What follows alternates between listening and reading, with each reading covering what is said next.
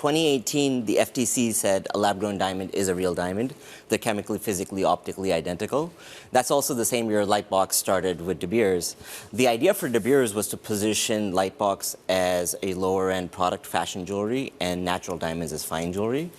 That didn't end up panning out. So now lab-grown diamonds are 90% cheaper than the natural equivalent for something that's chemically, physically, optically identical.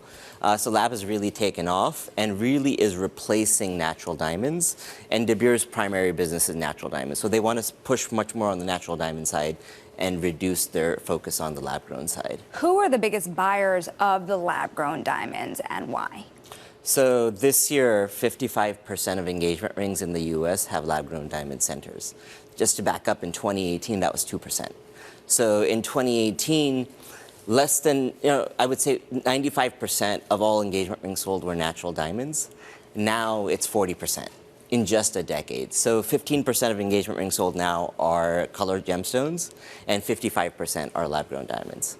So what kind of gear do you need to be able to discern a lab-grown diamond from, one that's pulled out of the ground in Botswana? Yeah, so the fascinating thing is any jeweler anywhere in the world with a 30x loop or a 10x loop cannot tell the difference. Only specialized labs like the GIA or IGI can. There's very small nuances that are different. So for example, lab-grown diamonds are nitrogen-free, and natural diamonds have small traces of nitrogen. Ironically, the most sought-after natural diamonds are also nitrogen-free, the Golconda Type 2A diamonds. So ultimately, is this about the pricing? Do people buy this because of the social aspect of it, because it's a better thing to do for society, or are people buying it because it's more affordable? So Gen Z is doing it for both reasons. If you're buying a 2-carat diamond engagement ring, you're spending $25,000 on the natural product, $2,500 on the lab-grown product. So clearly that's super compelling.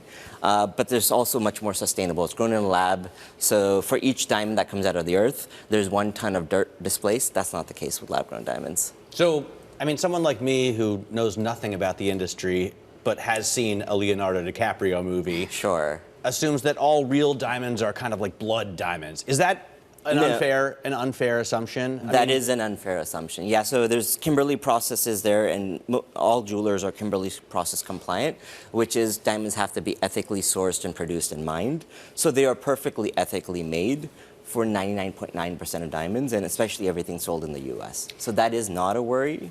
That being said, you are displacing 1 ton of earth for every carat of diamonds. Here's the thing, an engagement ring is a massive investment. And if you're making that investment, what I'm wondering is, when it comes to lab grown, and I thought this way. I see it as a token of love, but you see it as a financial investment. I see everything as a financial investment, time, money, everything. So when you think about the investment, what is a lab grown diamond worth in 10 years, 20 years, 50 years, 100 years?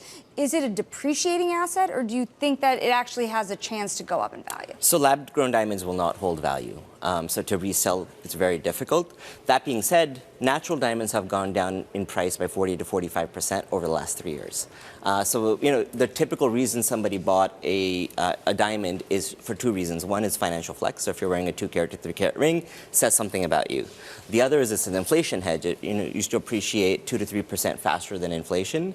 Both of those things are no longer relevant because you could buy the lab-grown equivalent for 90% less. And they've depreciated 40 to 45% over the last 3 years. Right, I'll be honest. My jeweler said that the only disadvantage to buying a lab-grown diamond was the ability to resell it at the diamond district. And it looks like you're losing that ability with the real one as well. Yeah, apparently. It's dropped that much in value. Tell us about your business. How is Angara doing right now? What kind of growth are you looking at? Our growth is in the high 20s, and we're growing very quickly. We've been growing at 30% per year for the last 10 years. We crossed 100 million in 2022. We expect to reach $1 billion in revenue in 2030. We're pretty unique compared to most other jewelers in the sense we're completely vertically integrated. So we'll buy gemstones and diamonds from mines. We'll cut and polish those gemstones. We will design our own jewelry, manufacture our own jewelry, and then retail over the web. UK, Australia, Canada, as well as the US. We just launched in India. We were just launching in the GCC countries end of this year. So growing very quickly. Do you want to stay independent, or do you see yourself selling to a larger jeweler? For us, this is a 50-year game plan, and we're year 20 into it. We would like to stay independent. It gives us a lot of flexibility.